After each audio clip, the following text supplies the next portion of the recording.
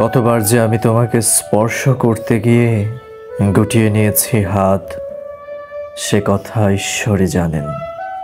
তোমাকে ভালোবাসার কথা বলতে গিয়েও কতবার যে সে কথা বলিনি, সে কথা আমার ঈশ্বরই জানেন।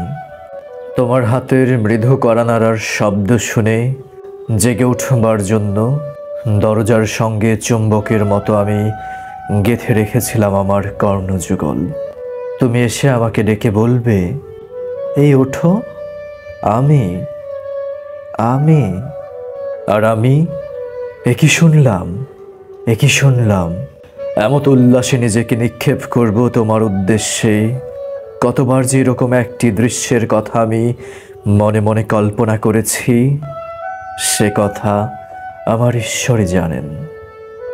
আমার চুল পেকেছে তোমার জন্য, আমার গায়ে জ্বর এসেছে তোমার জন্য।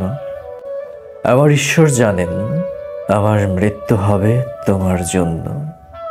তারপর অনেক দিন পর একদিন তুমিও জানবে আমি জন্মেছিলাম তোমার জন্য, শুধু তোমার জন্য, শুধু তোমার জন্য।